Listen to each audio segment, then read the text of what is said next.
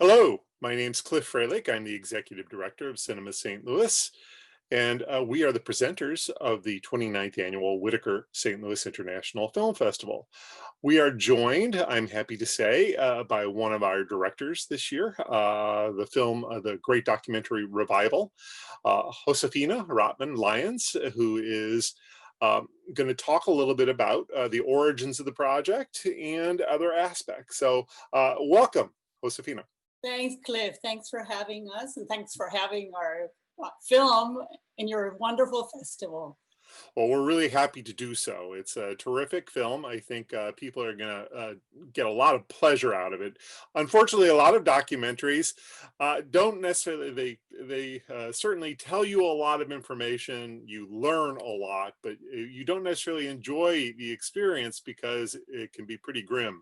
This is a documentary that actually brings joy. Talk a little bit about that.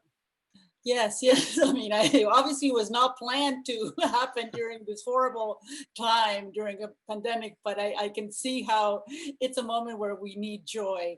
I mean, that's really what I experienced filming this event, well, over several months. It caused great joy in me, and it sort of taught me that you could definitely feel immense joy as you get older, that there's no need to say, well, life and fun is over because I'm become older in my life. So that was sort of generally what I felt filming, and hopefully what comes through in the film. It absolutely does. There's no doubt about that. Talk a little bit about the origins of the film, how you came across. I find their name quite amusing. Dances for a Variable Population. Did they come to you? Did you stumble across them? How did the film itself start? Well, actually, it's sort of it started as a personal story. I had moved to New York from Boston after living in Boston for many years. And I was looking to start dancing again. After many years of not dancing, I was never a professional, but I enjoyed dancing. And I found this class taught by Naomi Goldberg Haas, where there were older dancers. This was not part of her regular program, but it was classes that she teaches. And I sort of changed my life. I met lots of people there. I enjoyed it. And I got back into dance.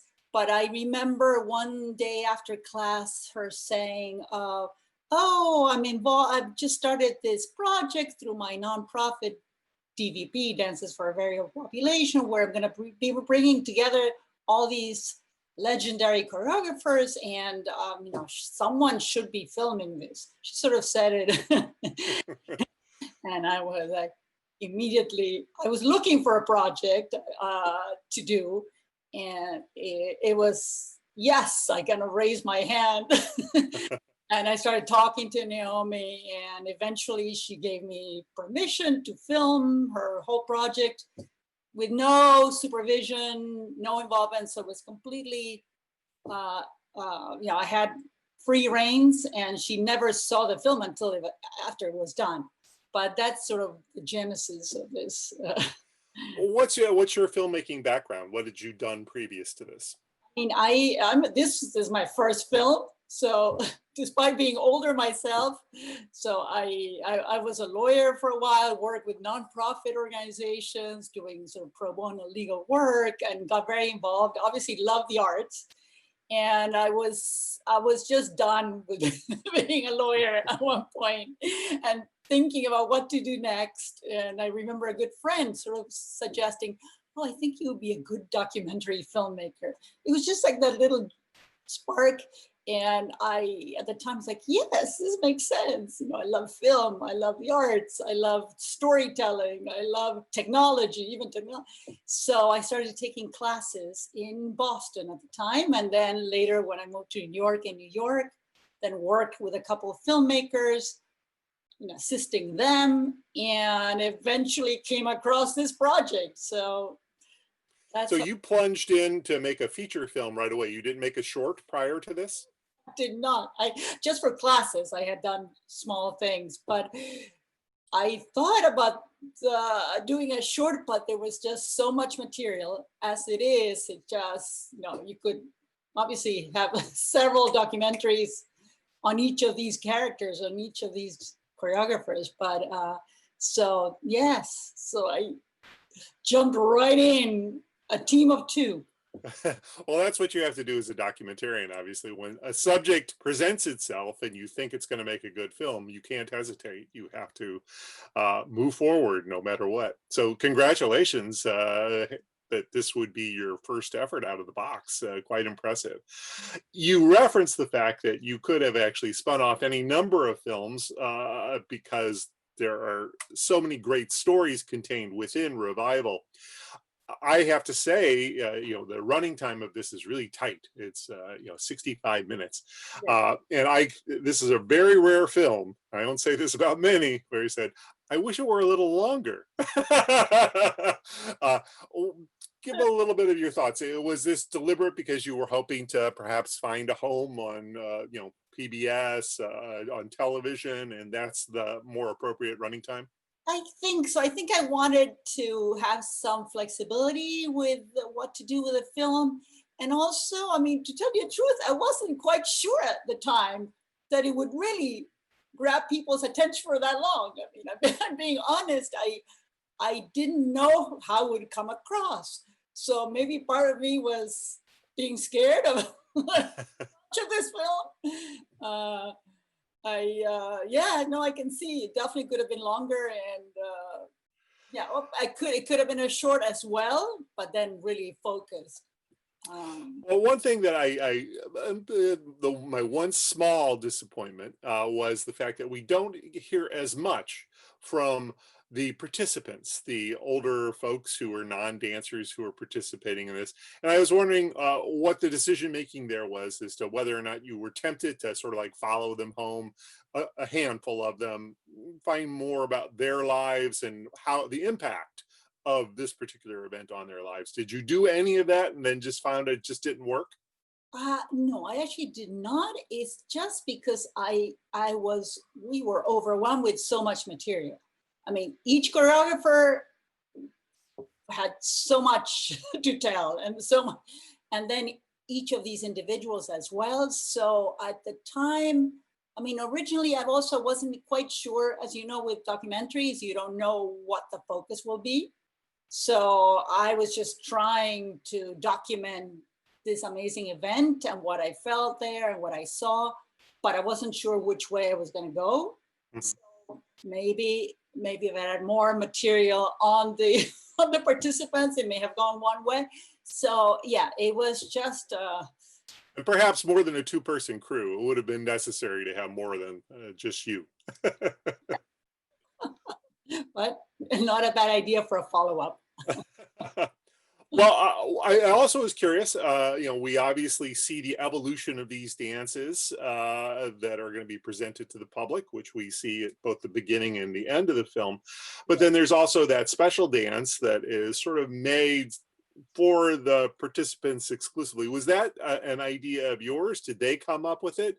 The pas de deux, in which the sort of extra dance that is part of it. No, I mean, I had nothing. I mean, it was a fly in the wall. I didn't say anything. I had nothing to do with the actual program. No, that was something I think that Stuart Hoates had wanted to do for a long time. And I think he had started it a long time ago with someone else. And then he saw the opportunity there because he was involved in choreographing. He had Ellen Graff, who ended up being Chet Walker's partner. So he had the right people in the right situation. So that and Naomi Goldberg Haas was more than thrilled to have him introduce that pas de deux. So yes, so no, I had nothing to do with that.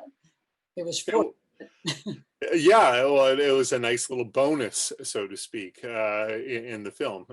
And as you see, you have four remarkable central characters, the choreographers themselves, as well as, of course, the head of the organization. So you had a lot of material, rich material.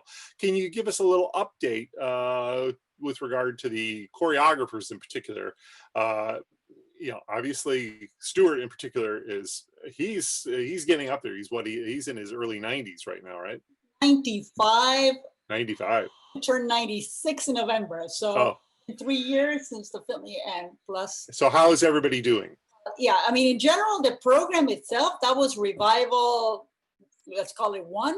There've been every year, Dance's Variable Population since then has put together a revival with some of the same choreographers, some different ones. And right now they were doing a virtual revival 4. So they continue, the program continued. And I think, let's see, Marnie, Thomas Wood and Ellen Graff are still involved in that. Then I think George Faison, no, he's been doing other things, but no, he's always active, but he has not been involved. And Stuart Holtz is not. He's actually been, he's going to be publishing a book. I think it's December. It's been delayed for various reasons about sort of his life with Martha Graham or as part of her company. So he's been active in his own way. And yeah, and I think, for example, Marnie Thomas Wood still is involved. She was involved in some dance with her granddaughter, the two of them by some other choreographer, very active and still teaching. Yeah, at the Martha Graham Dance Company. Good. Well, they're obviously great examples themselves of staying active in your older years and inspirations, therefore, to the people who are participating as just folks dancers who are learning from some of the best, obviously. Were any of the participants, do you know, did any of them come with a substantial dance background, or most of them were just people who were interested but not necessarily had any sort of background? Couple of them. There were a couple of them who had danced before. Yes, not everyone was. I mean, many of them had never danced in their life or just for fun. There were maybe a handful who had danced when they were younger. Yes, but the majority were non-dancers. So yeah. And it's great the way in which the choreographers work with those limitations rather than try and force them to do things that they are incapable of doing, that they shape the dances, obviously, to the capacity that the people have. Yeah, no, definitely. And then that was sort of, I could see it in action. It was just amazing how they managed also to bring out, in a way, their individual stories or histories into the dance, and it poured out of them. It was, yeah, amazing just to watch that. I tell some of my friends, even if no movie had come out of this, just being in those rehearsal rooms was just an amazing experience. Well, it's a very privileged view that we get to share, obviously, but you were on site, obviously, so it's a much more intimate experience for you. I was curious too, you referenced the pandemic, obviously. Is that had, and they're doing a virtual revival, has that had an impact on DVP with regard to their overall financial health and their ability to deliver programming? Because obviously dances are, you're almost compelled to be close to one another. So what impact has it had on them? They've been amazing. DVP, I mean, I follow them obviously through, they actually went online from pretty much the beginning and managed, because these are a lot of seniors who not technologically adept, with help, with assistance to get the program online, and even was on a phone for those who don't have access to computers, which is several of the other people in the program. So either by phone or through a computer, they're still teaching, and some in person. Yeah, I think in Harlem, in a couple of places, weather dependent, they've done also some classes, they're still doing some classes in person. So I was very, very impressed how they managed to continue the program despite all the limitations and their population. And so wonderful, yeah. So they're there. online. Well, that's good to know.